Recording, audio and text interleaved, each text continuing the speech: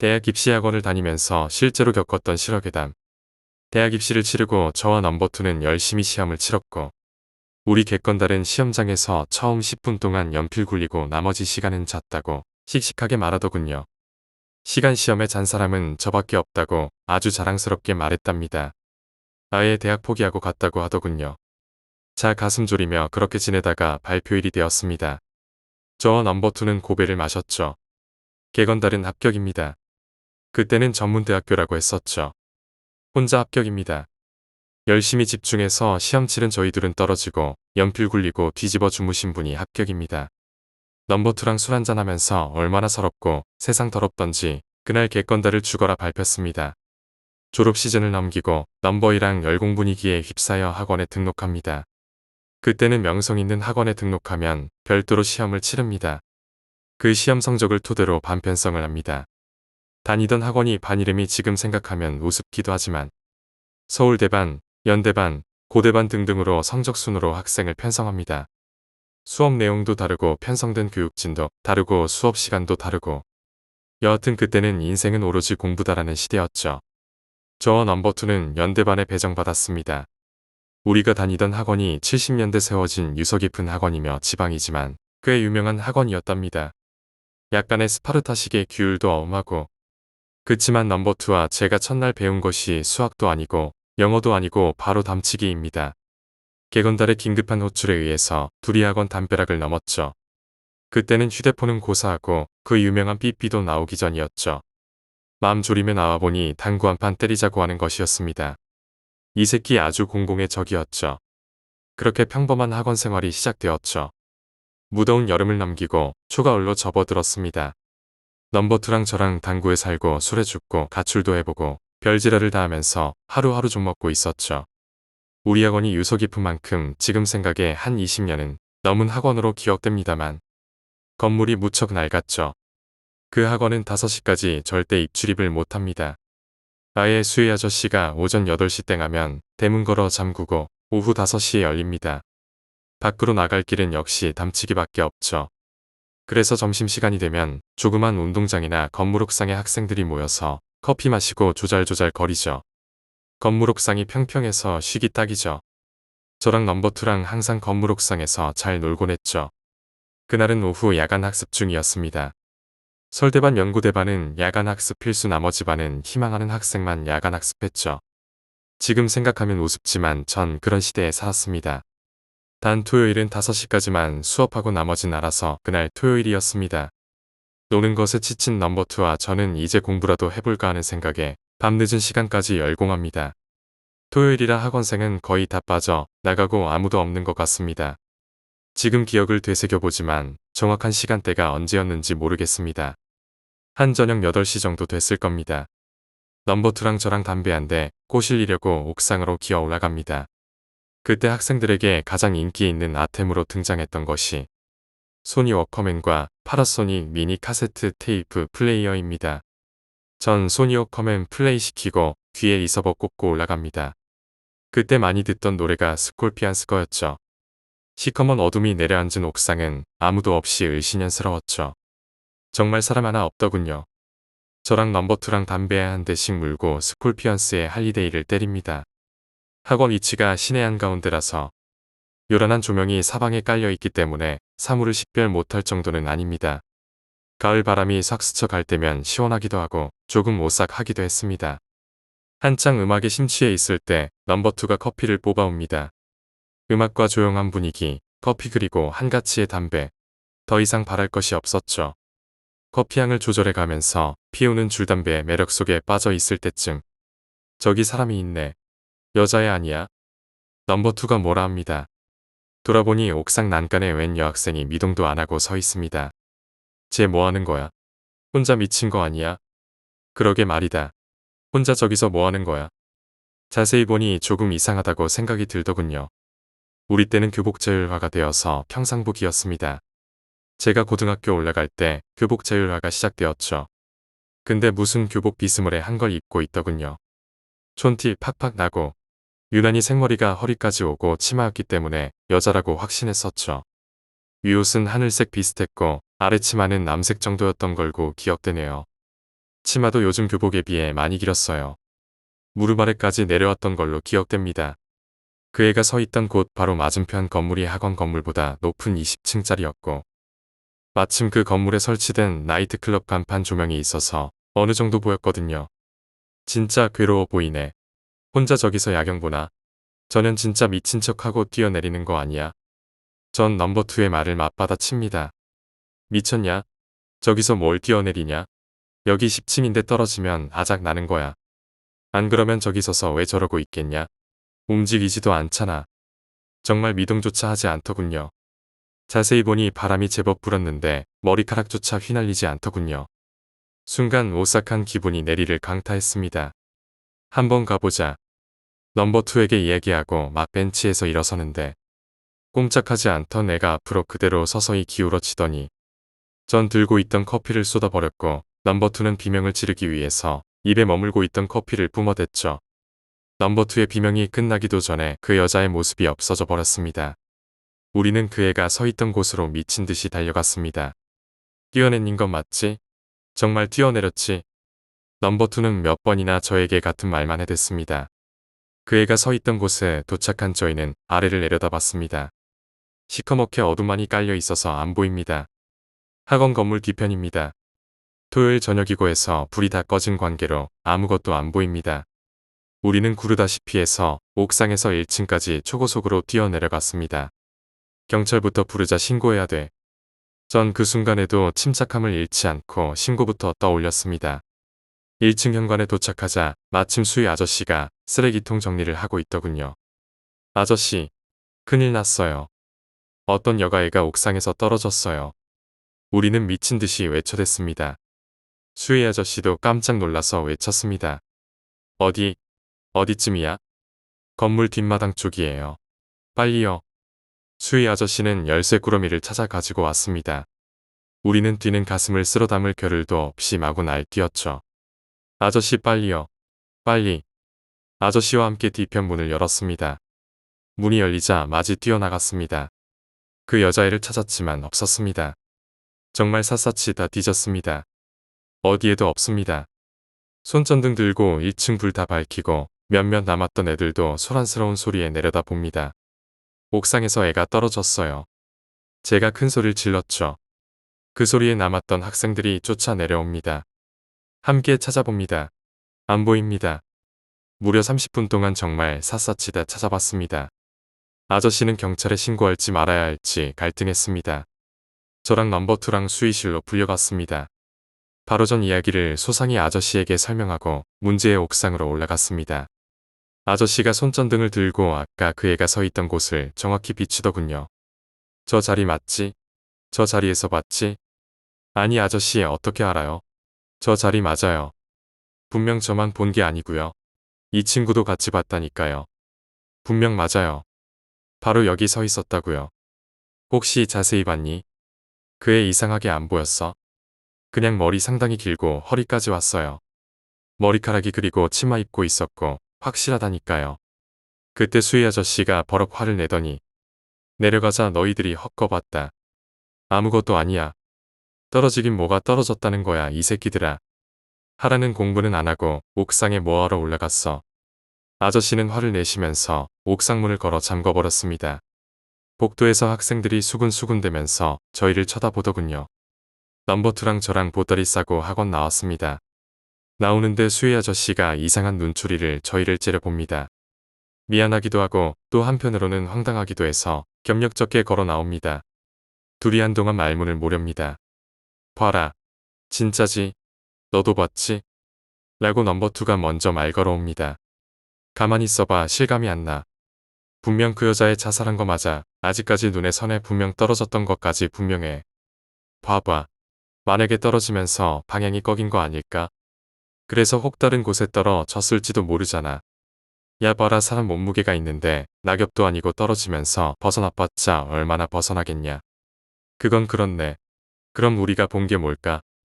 둘이 순간적으로 얼굴이 마주칩니다. 귀신인가?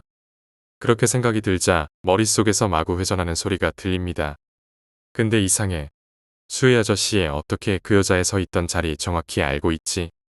아 씨발 맞네. 그리고 물어보더라 그 여자의 모습을. 맞아. 우리 귀신 본 거야. 옛날에 정말 그 자리에서 자살한 것 같아. 저랑 넘버2는 그날 본 것이 사람이 아니라는 결론을 내렸습니다. 그리고 월요일 두근거리는 가슴으로 정상적으로 학원을 갔죠. 자, 다음 편으로 넘깁니다. 정말이기 생각하기 싫은 경험을 넘버2가 겪게 됩니다. 그때 저보다 넘버2가 먼저 그 애를 보고 말았죠. 이 녀석의 학원 생활은 아주 힘들게 됩니다. 다시 돌아온 월요일 넘버이랑 저랑 분위기를 살살 살피면서 수업을 받았는데 언제 그런 일이 있었느냐는 듯이 평온스럽기만 하네요. 물론 점심시간 때 후딱 옥상에 뛰어 올라가 봤죠. 그 애가 서 있던 그 자리에서 아래를 내려다보니 바닥에 보도블럭과 학원 뒤편에 심겨져 있는 나무 몇 그룹뿐이더군요. 떨어졌다면 거의 수직 낙하할 것이고 다른 곳으로 떨어질 확률은 제로이더군요.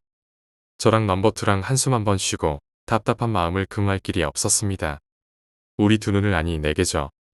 네 개의 눈을 현혹시킨 그 무엇이 도대체 정말 귀신이라는 말이냐? 라는 의구심을 가지지 않을 수 없었습니다. 그날 저녁 마침 객건달이 놀러왔어요. 이놈 학교 생활이 불만족스러운지 거의 맨날 놀러와요. 우린 열공해야 되는데 이놈이 아주 공공의 적입니다. 우린 당구 한 개마고 물리는 놈이 술 한잔 사기 내기합니다. 제 다마가 150이라서 웬만하면 물리지 않는데 오늘 지대로 걸렸습니다. 된통 뒤집어 쓰고 제가 술 한잔 삽니다. 술자리에서 기집애 이야기 아니면 황당한 이야기 등 무슨 이야기가 나올 것 같습니다. 바로 토요일 사건이 쏟아져 나옵니다. 객건들도 먼저 본 경험으로 이미 어느 정도 익숙해진 놈이라 우리말에 귀 기울입니다. 솔직히 고딩 때도 제가 꿈풀이 해주거나 관상도 보고 손금도 잘 봐주고 해서 별명이 귀신 시인 놈이었는데 이놈들 제 말이라면 정신이 홀린 듯 믿는 녀석들입니다. 전 아마도 오래전에 그 자리에서 자살한 영혼일 거라고 말합니다. 조금 겁도 팍팍 줘가면서 뭔가 한이 남아서 지방령이 되었다라고 했죠. 그런 지방령은 보통 사람에게 잘 보이지도 않을 뿐더러 해가 없다고 했습니다. 다만 한이 깊으면 원할령이 되는데 이놈들은 사람에게 해코지하고 간혹 모습을 보일 때가 있다고 겁을 팍팍 줬습니다. 술자리이므로 뽕도 약간 가미하고 재미도 있게 만들어야 하기 때문에 양념도 팍팍 쳤습니다. 우리가 한번 정말 자살한 사람이 있는지 조사 한번 해볼까? 개건다리 때 아닌 제안을 불쑥합니다. 무슨 수로 그걸 조사하냐? 그거야 수희 아저씨가 혹시. 제가 말끝을 흐리자 모두 고개를 끄덕입니다. 하지만 그때 무척 화를 많이 내신 것으로 보아 다시 한번 그 이야기 꺼냈다가는 치도곤을 당할 수도 있어 궁금함보다는 내심 용기가 나지 않았습니다. 그렇게 술을 먹다가 상당히 많이 취해버렸습니다. 그때 저랑 넘버2랑 가방이며 소지품을 그대로 교실 위에 펼쳐놓고 나온 상태라 수습하러 학원으로 갑니다. 객건들도 실실 따라 들어오고 교실에서 막 짐을 꾸리고 있는데 넘버2가 화장실 간다며 나갑니다. 그때 시간이 10시가 넘었던 것으로 기억됩니다. 우리 학원 화장실 구조가 왼편은 여학생용 오른쪽 복도 끝은 남학생용입니다. 우리 교실이 왼편 복도 제일 끝 교실이라 교실 문을 열고 나오면 대각선 방향으로 바로 여학생용 화장실이죠. 우리 교실에서 남학생용 화장실 가려면 오른쪽 복도 끝까지 한참 걸어가야 됩니다. 반에 남아있는 학생이 거의 반 이상이고 전 가방을 다 챙겼는데 화장실 간 넘버2가 오지를 않네요. 복도 베란다에서 객건다라고 담배 한 대 꼬시리고 있었습니다. 시발 화장실 큰 거 하러 갔나? 왜 이렇게 안 와? 아, 이 새끼 뭐 하는지 한번 가보자. 저랑 객건달이 남학생 화장실 갔습니다. 불도 환하게 켜있고 각 칸마다 문이 다 잠겨 있었습니다. 객건달이 한 칸의 문을 손으로 쾅쾅 치며 야 넘버2 그만 싸고 나와. 너 오버히트 하고 있지? 어쩐지 술 진하게 퍼마시는 것 같더니 묵묵부답입니다. 이 새끼 화장실에서 뒤졌냐? 객건달이랑 저는 하나씩 화장실 문을 열어봤습니다. 모두 사람이 없는데 한 군데 잠겨져 있더군요. 야 넘버2 너 뭐해? 화장실 문을 팡팡 때리며 말했는데 모르는 사람이 그 칸에서 나왔습니다. 아 죄송합니다. 화장실을 나온 저와 객건달은 어리둥절합니다. 이 새끼 도대체 어디 갔지? 다시 교실로 돌아와 보니 넘버2는 보이지 않습니다. 그때 혹시나 하는 생각이 퍼뜩 떠오릅니다. 야 건달아 옥상에 한번 올라가 보자. 저랑 객건달은 미친 듯이 옥상에 뛰어 올라갔습니다. 옥상문을 열어 젖히자 몇몇 학생들이 눈에 띄입니다. 커피 먹고 이야기 나누는 팀도 보이고 한 10대 명 정도 있더군요. 전 코너를 돌아 그 애가 서 있던 곳으로 눈을 돌렸습니다. 저기서 뭐 하는 거야? 제가 소리쳤죠. 객건달도 상당히 놀란 표정입니다. 그 애가 서 있던 그 자리에 넘버2가 아래를 물끄러미 쳐다보고 있는 겁니다. 객건달이 고함을 치자 주변에 있던 사람들이 다 쳐다봅니다. 제가 빠르게 달려들어서 넘버2의 허리춤을 껴안고 안쪽으로 당깁니다. 정말 그때 많이 놀랐습니다. 식은땀이 줄줄 흘렀죠. 사람들이 웅성웅성하더니만 이내 다들 볼일을 보더군요. 이 새끼를 제가 꽉 껴안았는데 느낌이 뭐랄까 오싹하고 더욱이 몸이 사람 몸 같지 않게 너무 빳빳하게 굳어 있다는 느낌을 받았습니다. 객건달도 옆에서 발발 떨고 있었고 저도 심장이 쿵쾅쿵쾅 거렸습니다. 그때 객건달이 넘버2의 멱살을 꽉 움켜 잡더니게 끌고 가듯이 질질 끌고 옥상을 내려갔습니다.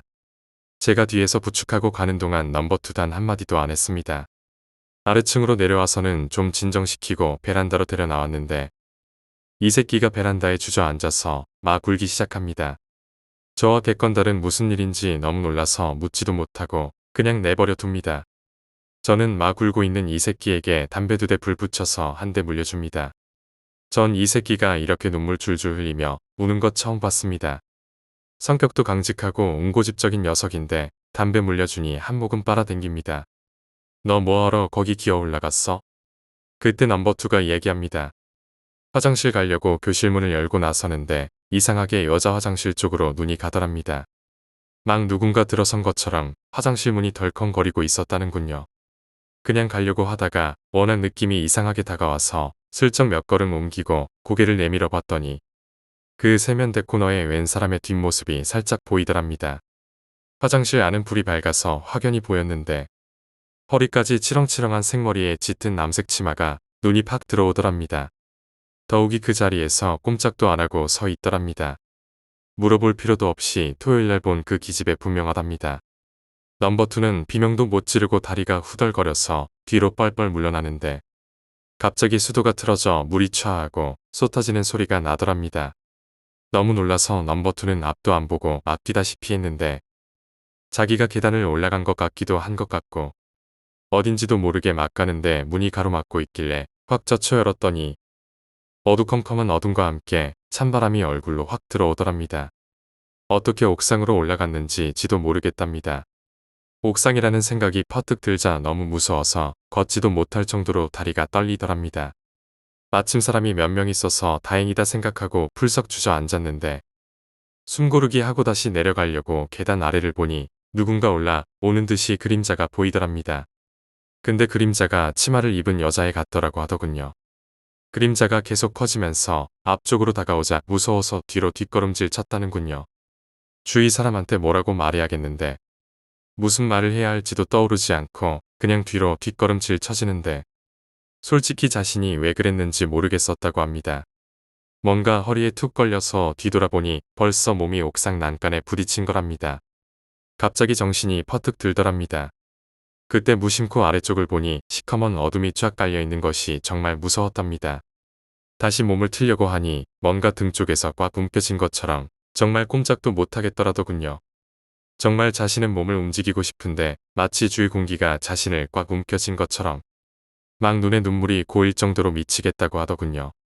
그때 갑자기 몸이 뒤로 확 당겨지더라는 겁니다. 그 다음 긴장이 풀려서인지 하염없이 울기 시작한 겁니다. 객건달과 전 할 말을 잃어버렸습니다. 지금 우리는 비상구 베란다에 서 있는데 바로 안쪽이 여학생 화장실입니다. 객건달이 문을 열고 여학생 화장실을 보는데 여학생 둘이 조잘조잘거리며 화장실 문을 열고 나서고 있더군요. 객건달은 고개를 한번 가로저으며 다시 문을 닫았습니다. 넘버2는 연신 줄담배를 피워대고는 휴, 도대체 무슨 말이야. 야 귀신씨 이놈아 무슨 말이라도 좀 해봐. 전 뭐라고 말해주고 싶었지만 아무 말도 할 수 없었네요. 그렇게 다시 화요일 수요일 날짜는 가는데 넘버2는 식욕도 없고 애가 헬스케져 가는 것 같고 저녁에는 야간 학습은 절대 안 하고 나갑니다. 저랑 객건달은 애써 그때 일을 입 밖에도 안 냈습니다. 다시 시간이 좀 흘러가서 당구치고 술 먹고 하는 바람에 많이 진정이 된 것 같았습니다. 조금 있으니 중간고사가 다가왔습니다. 객건달도 좀 뜸해지고 저랑 넘버2랑 거의 붙어 다녔습니다. 아니 넘버2가 제 곁을 떨어지려고 하지 않았다는 게 맞습니다. 화장실 갈 때도 저랑 같이 갔고요. 밥 먹고 학원 생활은 거의 저와 같이 움직였죠. 다른 친구들이 뭐라 해도 꼭 저하고 같이 움직였습니다. 중간고사가 다가오자 특명이 떨어졌죠. 열애 없이 전원 야간 학습을 해야 했습니다.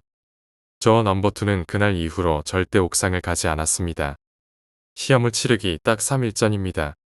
열공을 하며 저도 그렇고 넘버2도 그렇고 아무런 생각 없이 죽어라 책만 받았습니다. 한참 신경을 집중하는데 넘버2가 꼭 찌릅니다. 화장실 가자. 마침 담배도 한 대 생각나고 해서 같이 나섭니다. 화장실 일 보고 둘이 베란다에 나와 담배 하나 때립니다. 이쪽 베란다는 남자 화장실 쪽 그러니까 건물 뒤쪽에 있는 베란다고. 먼저 본 베란다는 여학생 화장실 쪽 건물 앞쪽이랍니다. 저녁 하늘에 별이 총총하게 빛납니다. 하늘 올려다보면서 별참 밝다는데 그때 쿵 하는 요란한 소리가 났습니다. 뭔가 무거운 물체가 땅에 부딪히는 둔탁한 소리였죠. 저 넘버2는 베란다에 나와 있었기 때문에 바로 아래를 볼 수 있었죠. 뭔가가 있는 듯하게 보였는데 너무 어두워서 무언지 확인할 수 없었죠. 분명히 무거운 물체가 떨어진 것은 분명했습니다. 조금 뒤 손전등 불빛이 흔들거리면서 수희 아저씨가 나왔습니다. 아저씨가 두툼한 포대자루를 비추더니 위쪽을 올려다 보시더군요. 저랑 넘버2는 그 포대자루가 뭔지 알고 있습니다. 옥상에 보면 불이 났을 경우를 대비해 소화기도 있고 그 밑에 모래를 담은 포대기가 있었거든요. 상당히 무거워서 혼자 들기 버거울 정도의 무게죠. 그게 떨어졌던 겁니다. 저와 넘버2는 섬찟했습니다. 막 수혜 아저씨가 옥상으로 올라가는 모습이 보이더군요. 내가 한번 가보고 올게 너는 교실에 들어가 있어. 가지 말라는 넘버2의 말을 뒤로 흘리고 전 옥상으로 올라갔습니다. 막 아저씨를 따라 잡아서 올라가는데 아저씨 뒤를 흘깃하고는 저를 쳐다봅니다. 아저씨 옥상 위에서 누가 포대기 던진 것 같은데요. 제가 말했죠. 아저씨는 대답도 안 하시고 가만히 움직이더니만 옥상 가는 문 앞에 서서는 있긴 누가 있다고 그래 옥상 문 잠궈놨는데 라고 말했습니다. 아저씨는 상당히 긴장한 듯한 느낌이었고 사실 전 조금 떨리고 있었습니다. 아저씨가 열쇠로 문 따고 옥상 위로 나왔습니다. 저도 바로 따라 나왔죠. 조심해라 거기 밟지 말고. 보니 바다 여기저기에 시멘트 발라 놓았더군요. 오늘 오후 6시쯤에 옥상에 시멘트 공사하고 애들이 밟을까봐 굳을 때까지 문을 잠궈 놓은 거였습니다. 즉 그때가 9시가 넘었으니 오늘 오후 6시 이후에는 아무도 옥상에 없었다는 것입니다. 문제의 포대기는 옥상 앞쪽에 있는 송풍구 아래에 놓여져 있었죠. 가만히 보니 정말 가는 모래선이 쭉 나 있는 것이 보였죠. 즉 누군가가 포대기를 들고 옮겼을 경우 모래가 새어나와서 선처럼 길게 생긴 거죠. 그 선이 송풍구에서 가로질러 옥상 뒤편까지 쭉 흘려져 있더군요. 아니다라를까 그 애가 있던 그 자리까지 모래선이 아저씨의 손전등 불빛을 따라 반짝이는데 어찌나 섬뜩하던지 아저씨와 저랑 그 자리에 갔습니다. 아래를 내려다봤죠. 두 사람 다 아무런 소리를 내지 않았습니다. 그런데 이거 누구 짓인지. 옥상에는 아무도 없었는데 제가 말끝을 흐렸죠. 누가 여기 시멘트 포대를 올려놓아서 저절로 떨어졌나 보다. 시멘트 포대요? 모래포대기 아니고요. 모래포대기? 아니야 시멘트 포대기가 떨어졌어. 반쯤 들어있던 게 아마 아까 일꾼들이 공사 마치고 여기다 시멘트 포대기를 올려놓은 모양인데 무게중심이 쏠려서 떨어진 모양이야. 아니 그럼 이 모래선은 무엇죠? 송풍구 밑에 모래포대기는요? 몰라 아마 공사하는 인부들이 모래 모자라서 썼나 보지. 니는 뭐가 그리 궁금한 게 많냐? 아저씨가 이상한 눈으로 저를 쳐다봅니다. 아니 좀 이상해서요. 전 대충 둘러대고는 다시 한번 아래쪽을 내려다봤습니다. 너 참 저번에 여기서 사람 떨어진 것 같다고 한 녀석이네. 아저씨가 문든 담배 한 대를 꺼내 드시더니 한숨을 내쉽니다. 예전에 5년 전에 여기서 사고가 있었어. 참 참한 아이였는데. 그때도 아마 이맘때쯤이었나. 전 귀를 쫑긋 세우고 호기심으로 들으려는 찰나 누군가 계단을 올라오는 소리가 또각또각 하면서 들리더군요. 뭐랄까 마치 밑창이 매우 딱딱한 구두굽 소리였을까요? 전 그렇게 느꼈습니다. 특이하게 그 구두굽 소리가 너무 선명하게 들렸거든요. 아마 옥상이 잠긴 것을 모르고 누군가 올라오는 모양이었습니다. 아저씨 누구 올라오고 있나 보네요. 응. 그래 그만 내려가자. 전 이야기를 들을 수 있는 찰나인데 너무 아쉬워서 아저씨하고 막 옥상 문 앞에 왔는데 내 정신 봐라. 담배를 놓고 왔네. 아까 그 자리에서 담배를 피실 때 난간에 두고 오셨나 본지 갑자기 아저씨 담배 가지러 코너 돌아서 가십니다. 전 옥상 출입구문 손잡이를 잡고 문을 열었습니다. 그때까지 그 신경 쓰이는 구두굽 소리가 계속 들렸거든요. 또각또각 침착하게, 너무나 침착하게 걷는 소리 같아서 어떤 놈이 올라오나 궁금했거든요. 그 소리가 막바로 앞까지 올라온 것 같았고요. 문을 딱 여는 순간 귀신 같게도 그 소리가 딱 멈췄습니다. 물론 내려가는 계단에도 아무도 없었습니다. 순간 머리가 쭈뼛해지면서 다리에 힘을 풀리는 것이 후들후들했습니다. 그 순간 계단 아래쪽 코너에서 뭔가 시커먼 게 찰랑. 전 제가 잘못 본 건가 했습니다. 사람 머리카락 같기도 했고 아무튼 너무 떨려서 온몸이 경직된 듯 꼼짝달싹도 못했죠. 야 뭐해. 아저씨의 한마디에 퍼뜩 정신을 들었습니다. 전 계단을 구르다시피 내려와 봤는데 복도에는 아무도 없더군요. 교실로 돌아왔습니다. 방금 전에 상황을 넘버2랑 이야기하고 넘버2는 더욱 그 존재에 대해서 무서워했습니다. 중간고사가 끝나고 나서 우리는 거하게 한잔했습니다. 그때는 학원별로 자체평가 시험이 항상 있었습니다. 학교에서의 중간고사 기말고사와 마찬가지로 물론 학원에서도 중간고사 기말고사라고 했고요. 그리고 학원 생활도 별 탈 없이 지냈습니다. 국사 시간대였죠. 한창 열공 중에 우연하게 역사에 대한 토론으로 이어졌죠. 저는 국사, 세계사는 거의 박사 수준이었거든요. 국사, 세계사는 시험 보면 거의 만점에 가까웠기 때문에 선생님들이 절 얼마나 귀여워했는지 모릅니다. 영수는 죽음일지라도 다른 과목은 환상이었거든요. 역사 시간에 어찌하여 토론이 벌어졌는데 학원 선생이 그럼 자료를 찾아서 확인해 보자라고까지 번졌죠. 저희 학원하고 시청도서관이 바로 도보로 5분 정도였기 때문입니다. 시험 문제와는 상관없는 내용이었는데 우리 국사 선생님 성격이 워낙 호탕하시기도 하고 또 그 문제의 발단이 저였던 관계로 정규학원 수업을 마치고 국사 선생이랑 넘버2랑 함께 시청도서관을 갔습니다. 그때 개건달이 오는 바람에 같이 가게 되었죠. 도서관에 들어서서 자료를 찾고 메모하고 분주한데 개건달은 할 일이 없는지 이리저리 기웃기웃거리고 있었죠. 한창 자료 찾고 이제 다 끝나갈 무렵 개건달이 뭔가 두툼한 종이 뭉텅이를 낑낑대고 들고 옵니다. 너희들 이거 봐봐라. 이거를. 넘버2랑 저는 개건달이 내민 것을 보는 순간 경악하고 말았죠. 그러니까 건달이가 들고 온 것은 저희 지역 주간 신문으로 1년 단위로 주요 기사란을 철해놓은 신문자료집이었습니다. 이 녀석 저번에 수혜 아저씨 이야기를 한 적이 있었는데 용케 날짜 찾아가면서 그 사건을 찾아냈나 봅니다. 넘버2하고 하던 일을 멈추고 그 기사 내용을 한자 한자 빠뜨리지 않고 읽어나갔습니다. 자살 내용은 크게 없었습니다. 성적 비관, 그리고 따돌림이라든지 핵심 내용은 없고 보통적인 기사뿐이었습니다. 그때 기사에는 2장의 사진이 실려 있는데 그녀의 생전 학생 사진 한 장과 자살한 그 옥상 위의 사진입니다. 그리고 그 옥상 사진과 짜집기로 한 장의 사진이 더 껴있는데 앞코가 둥그스름하고 조금 높은 정장형 검은색 구두 사진입니다. 옛날에 유행한 신발이었는데 조금 특징이 있는 구두였죠. 그리고 유서란 단어와 그 구두를 벗어놓고 투신했다라고 짤막하게 씌어져 있었죠. 유서 내용은 무슨 비관이라고 했습니다. 여하튼 우리가 예측하고 있었던 사실이 현실이 드러나자 모두 적잖게 놀랐습니다. 전 갑자기 그 구두 사진에 빠져들었습니다. 그때 수희 아저씨랑 옥상에 있을 때 들렸던 그 구두 소리. 순간 직감할 수 있었죠. 한참을 멍하니 있던 우리들은 일을 마치고 도서관을 나왔습니다. 국사 선생에게는 아무 소리도 안 하고 그날은 머리도 멍해서 술이라도 한잔해야겠다고 생각들을 하였습니다. 한창 술자리가 무르익자 서로들 그 애에 대한 이야기로 상상의 나래를 펴니다. 왜 무엇 때문에 5년이나 지난 이 시점에서 그 애가 다시 나타났을까? 아무도 알 수 없었죠. 그렇게 다시 학원 생활로 복귀한 우리들은 그때 한창 열공 중이었습니다. 잠시 제 뒷자리에 앉아있던 애들의 수군대는 소리가 들려옵니다. 있잖아 그 소리 들었어? 요즘에 소문이 하나 나는데. 뭔데 그래? 혹 그 구두 소리 가지고 말하는 거 아니야? 맞아 그 소리 너도 들었니? 옆반의 한 학생은 혼자 마지막에 교실 나서는데 복도 끝에서 그 또각거리는 구두 소리 들었다고 하더라. 그뿐만 아니야 며칠 전에는 화장실에서도 그 소리 들렸다고 하더라. 도대체 누구야? 요즘 구두 신는 사람이 어딨어 다 운동하지.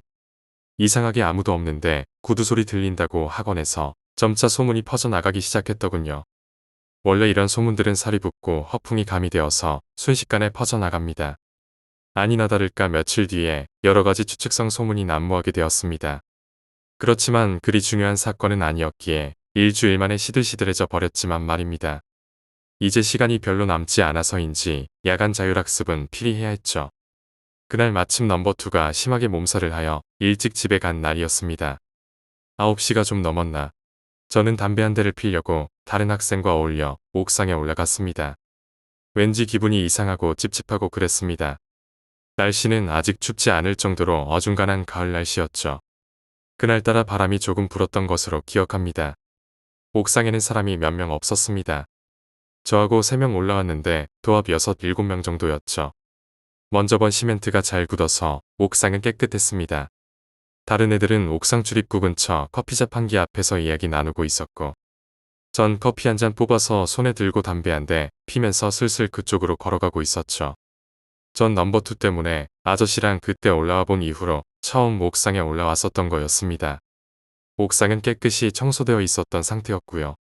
제가 송풍구 쪽을 보니 모래 채워진 마대포대기가 놓여 있더군요. 그때 없어진 것을 알고 새로 만들어 놓았나 봅니다. 이상하게 자꾸 그 애가 서 있던 자리가 눈에 아른거립니다. 힐끗 돌아보니 2~3명 정도 되는 학생이 제 가시권 내에서 장난치고 놀고 있더군요. 전 커피를 한 모금 마시며 서서히 그 문제의 장소로 다가갔습니다. 아래를 슬쩍 보니 시커머 너둠이 쫙 깔려 있더군요. 하늘도 한번 쳐다보며 심호흡하며 왜 자살했을까 하는 생각을 해봤습니다. 담배 연기가 하늘로 훌훌 올라가는 모습을 보며 무섭기도 하고 또한 왜라는 호기심도 떠오릅니다. 한창 커피를 다 마시고 담배 한 대 더 피고 빈 커피잔에 꽁초를 비벼서 끄고 있는데 뒷덜미가 시큰한 게 기분이 찌릿했습니다. 휙 돌아보니 조용합니다. 아무도 없더군요. 뭐라 하는 생각에 출입구 쪽으로 걸어 가니 그새 있던 애들이 다 내려갔나 봅니다. 출입구 앞쪽으로 걸어왔는데 문이 닫혀 있더군요. 막 손잡이를 움켜쥐려고 손을 뻗는데 또각또각하는 구두음이 들렸습니다. 아 시발 졸라 황당하고 짜증이 나고 또한 오금이 떨릴 정도로 무서웠습니다. 계단을 한 계단 한 계단 올라오는 소리가 귀에는 마치 천둥이 울리는 것처럼 들렸습니다. 그때 기분을 아시나요?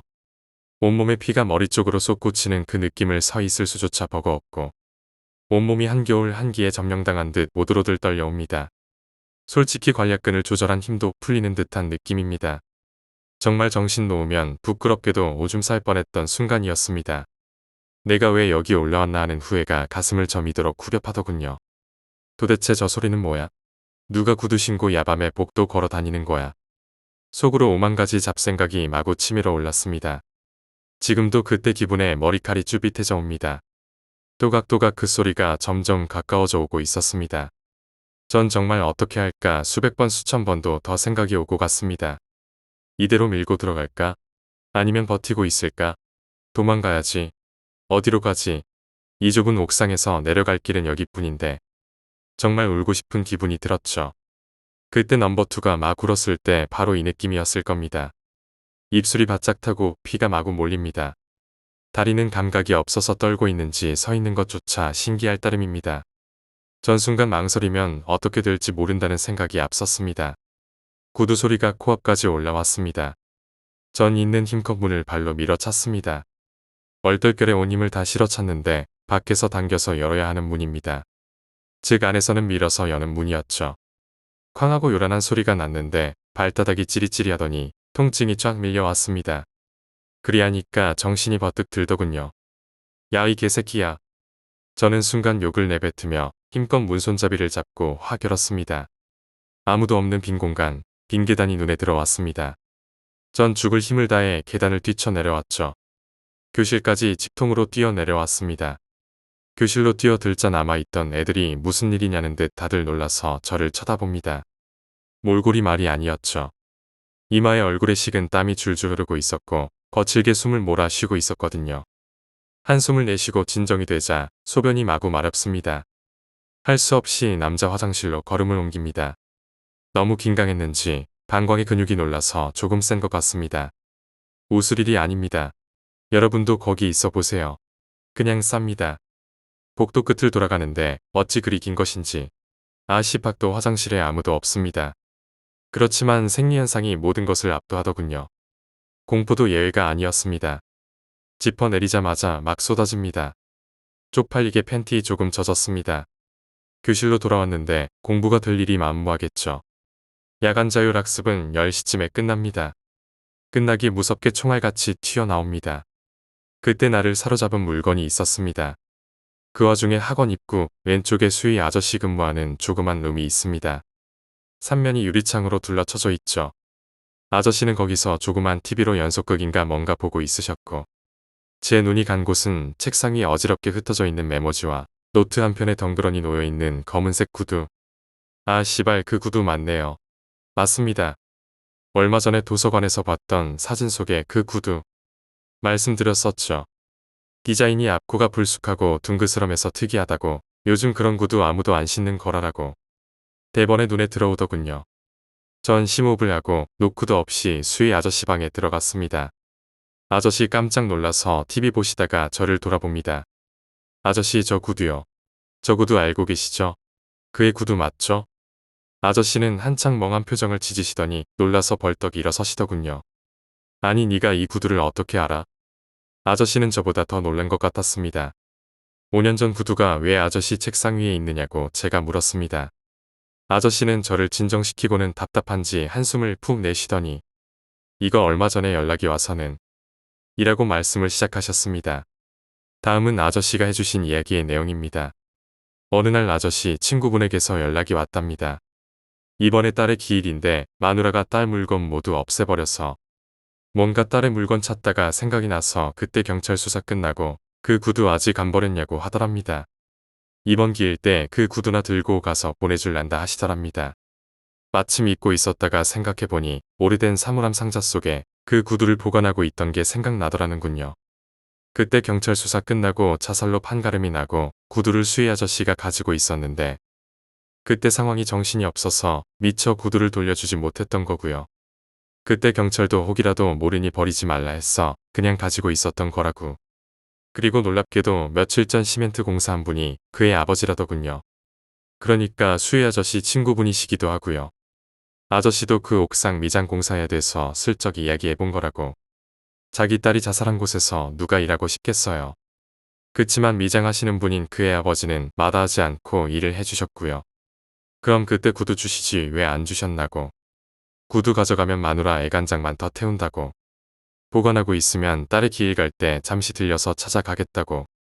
그래서 수의 아저씨가 책상 위에 그 구두를 놓아 둔 것이랍니다. 에휴, 전 답답한 마음에 가슴에 메아리 쳐지는 것을 느낄 수 있었습니다. 그 아저씨 이야기를 듣고 제가 경험한 사건들을 쭉 이야기해 드렸습니다. 어찌해서 그 구두를 알게 되었으며 학원 구두 소리 소문하며 제가 겪었던 일하며 모든 것이 아저씨가 사물함에서 그 구두를 꺼내놓으면서 시작됐다고 대충 시간대를 맞추어 보니 들어맞네요. 아저씨 전화 받은 지가 제가 처음 그의 목격하기 일주일 전이었습니다. 갑자기 아저씨 후다닥 거리며 책상 한쪽에서 먼지 덮인 상자를 꺼내옵니다. 보니 그 구두가 들어있던 상자네요. 아저씨 황급히 그 구두를 상자 안에 넣습니다. 이거 생각났다. 그때 그랬었는데.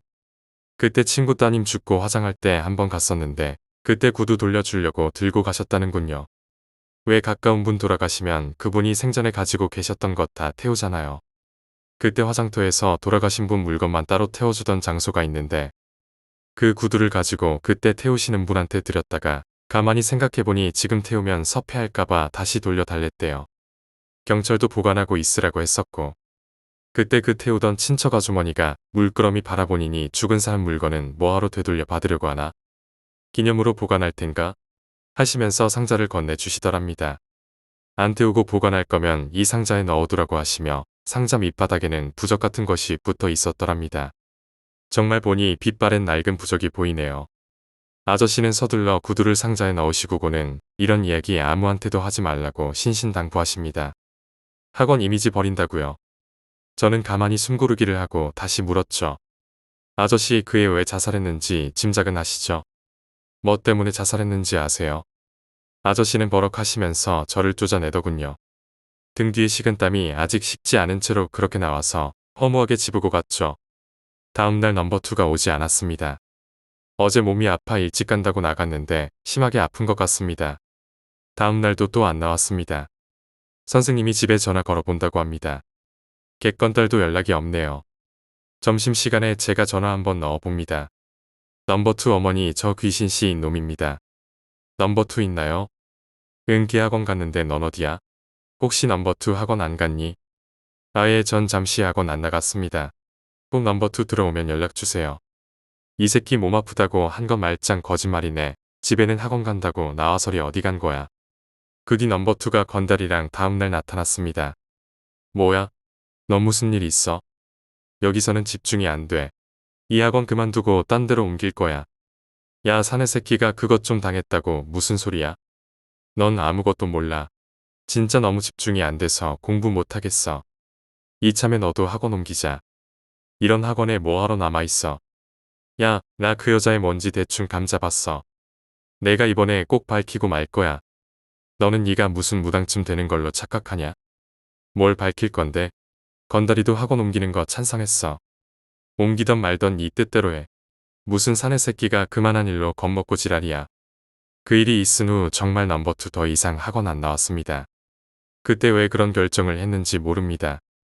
친구가 도움을 요청했는데 그걸 내 기분에 뿌리쳐버렸는지. 개건달이 가끔 들러서 넘버2가 미친 듯이 공부하더라고 말해줍니다. 머릿속이 복잡하고 그의 생각에 공부도 정말 집중이 안 됩니다. 얼마 전 간이 쪽지 시험 봤는데 국사 3문제나 틀리고 세계사는 4문제나 틀리고 생물도 지구과학도 틀린 문제는 자세히 보니 질문을 똑바로 집중해서 읽었으면 충분히 맞출 수 있었던 문제였습니다. 그렇게 멍한 기분 속에 생활했습니다. 친구도 마음에 안 들어오고 입시라는 지옥보다 지금 내 생활이 더 지옥처럼 느껴졌습니다. 도대체 집중이 안 돼서 지금도 기억합니다. 그날 화요일 저녁 7시쯤인가 교실에 남아서 뒤집어 자고 있는데 우탕탕거리며 소란스러운 소리가 요란하게 납니다. 뭐지? 하면서 학생들이 교실 밖으로 우르르 뛰어나갑니다. 사람 떨어졌대. 전 정말 놀랐죠. 학생들 우왕좌왕 난리였습니다. 전 즉흥적으로 베란다를 통해 학원 뒤편으로 뛰었죠. 아니나 다를까 학생 하나가 완전히 엎어져 있더군요. 어디서 떨어진 거야? 사람들이 그 애를 둘러싸고 우왕좌왕 거리고 있었죠. 신고해. 신고. 앰뷸런스 불러. 얼마 뒤 앰뷸런스가 와서 그 애 싣고 나갔습니다.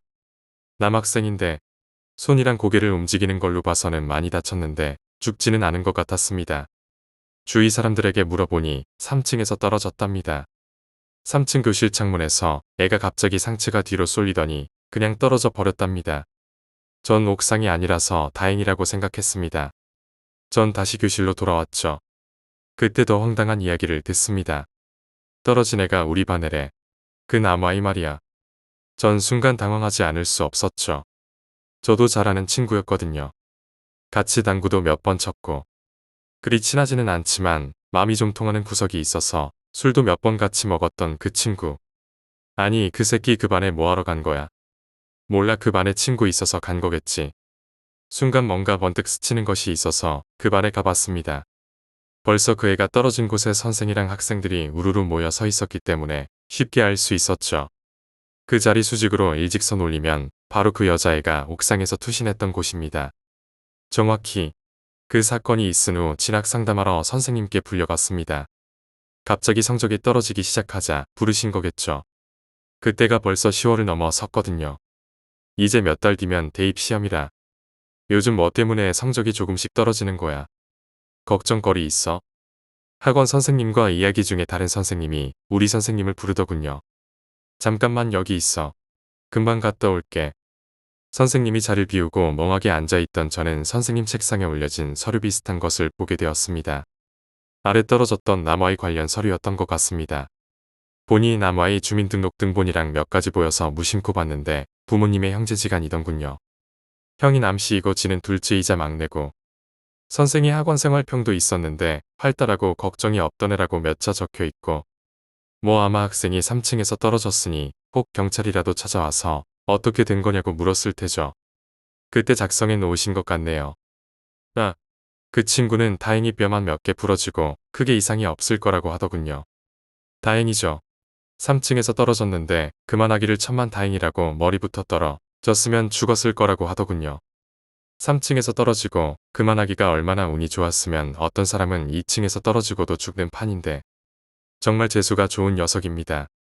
학원이 입시가 다가오자 많이 어수선해지기도 하고 전 답답한 마음을 금할 길이 없었습니다. 객건들과 함께 넘버2 학원 찾아갔습니다. 저보고 헬스케졌다고 학원들이 치우라고 난리입니다. 술 마셔도 옛날처럼 그런 기분이 안 납니다. 건달이야 아무런 걱정이 없겠지만 저랑 넘버2랑은 대학 입시 압박을 가장 심하게 받을 때거든요. 대충 술 먹었는데 유독 그날은 취기가 심하게 오르더군요. 집에 가려다가 기분도 그렇고 해서 다시 우리 학원으로 갔습니다. 왜 갔는지 저도 모릅니다. 다른 곳에 혼자 있기 싫고 해서 시간을 보니 10시가 훌쩍 넘어서 곧 있으면 학원 문 닫을 시간인데 학원으로 왜 간 건지. 보통 수희 아저씨 판단하에 11시나 그 정도 넘어서 문 닫습니다.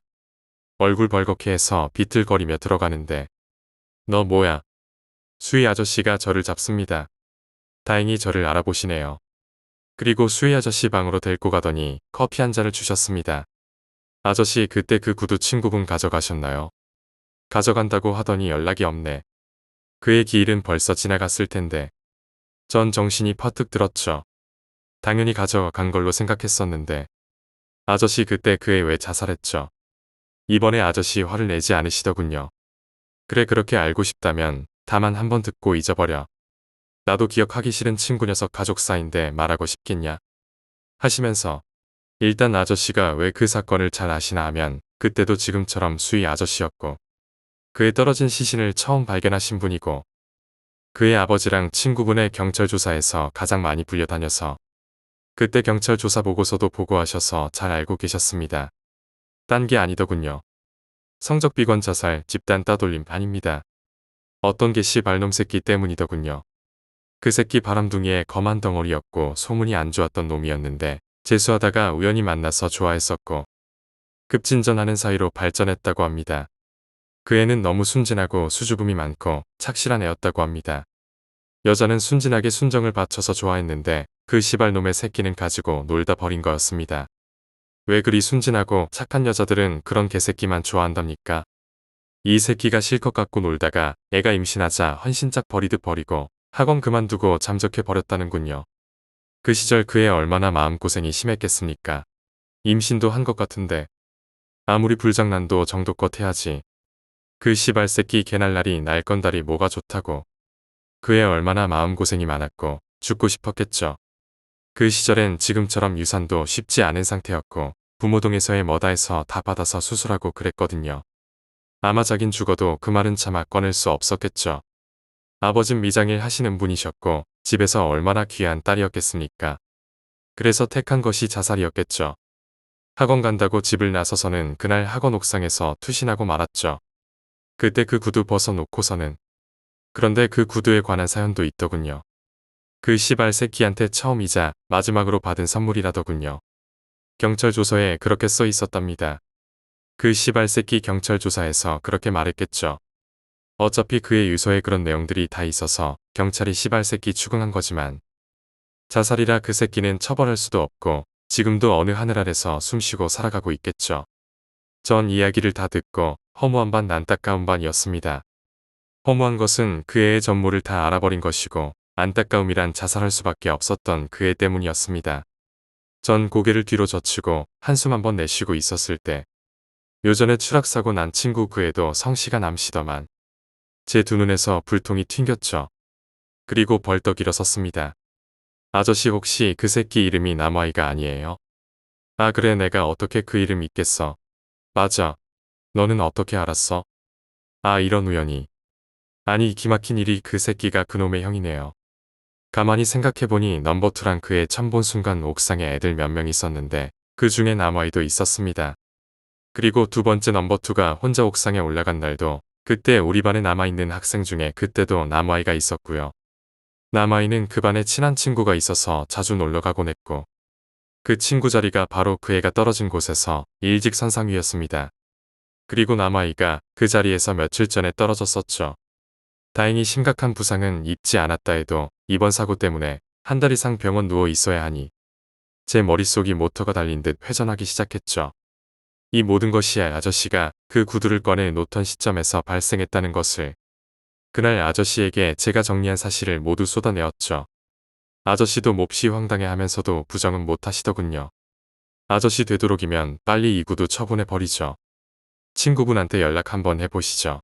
내일 당장 불길합니다. 정말 아저씨도 제 말을 무시 못하고 알았다고 합니다.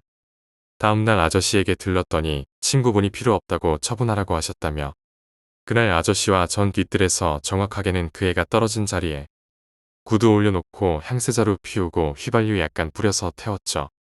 오리지널 가죽이 아니고 싸구려 인조 가죽이라서 태울 때 시커먼 연기를 뿜으며 마치 원한이 타오르듯 끔찍하게 타오르더군요. 아마 그 애가 그 원수 같은 녀석의 동생을 보고는 복수하려고 했던 것일 수도 있습니다. 물론 어디까지나 제 생각이지만 그때 충격으로 전 그 이후에도 공부에 도통 집중할 수 없었고요. 그 애가 그래도 가지 않고 이곳에 머물고 있다면 생각하기도 싫어지는군요. 그런 구두 정도 태웠다고 그 애의 사무친 원한이 풀릴 수 있을까요? 한순간의 쾌락을 위해 한 여자의 일생을 망칠 권한은 누구에게도 없다고 봅니다. 순수함을 아시나요? 서로 사랑하는 마음이 동조가 되고 그냥 곁에만 있어도 행복하고 좋은 사랑. 가슴이 벅차고 뿌듯한 그런 사랑을 왜 못하고 그저 작업 걸고 원나잇 쾌락에 찌들어 가야만 하나요? 우리의 성의 노예가 아닙니다. 단 한순간의 육체적 쾌락을 위해 상대를 속이고 거짓말로 일관하며 그것은 상대방뿐만 아니라 나 자신도 속이는 것이라는 것을. 요즘 많은 미혼모의 임신과 낙태 그 책임은 누구에게 있는 것일까요? 지금 한 번씩 뒤돌아 생각해 보세요.